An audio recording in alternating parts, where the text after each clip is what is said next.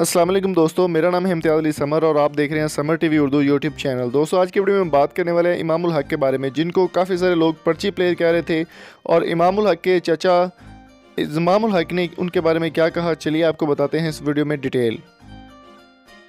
दोस्तों, कोई भी प्लेयर अच्छा हो या बुरा, उसको तनकीद का सामना ज़रूर करना पड़ता है। ऐसा ही कुछ मामला पेश आया एशिया कप में बुरी परफॉर्मेंस देने के बाद या कुछ कैचेस मिस करने के बाद पाकिस्तान के मायानाज बैट्समैन जो कि बहुत अच्छी परफॉर्मेंस दे रहे हैं पाकिस्तान वर्सेस न्यूजीलैंड में, उनके साथ ऐसा ही वाक़या पेश आया कि उनको तनकीद का निशाना बनाया गया था एशिया कप के बाद, जिस पर काफ़ी बरहम होते हुए उन्होंने एक ट्वीट भी किया था, वो भी आपके साथ शेयर करेंगे।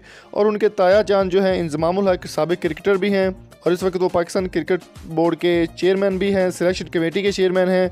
उन्होंने भी जवाब दिया था कि अगर इमामुल हक मेरी रिश्तेदारी के तौर पर कहीं भी नहीं आए और उनको मैंने सिलेक्ट नहीं किया, ये पाकिस्तान क्रिकेट बोर्ड की मुश्तरका कमेटी जो होती है वही सिलेक्शन करती है और इमामुल हक अपने बलबूते पर अपनी परफॉर्मेंस के बेस पर वो टीम में एंटर हुए हैं और बहुत अच्छी परफॉर्मेंस दे रहे हैं। और अगर वो इस मामले में अगर एशिया कप में उनको परफॉर्मेंस नहीं दी तो न्यूजीलैंड में उन्होंने अपनी परफॉर्मेंस को इम्प्रूव किया है।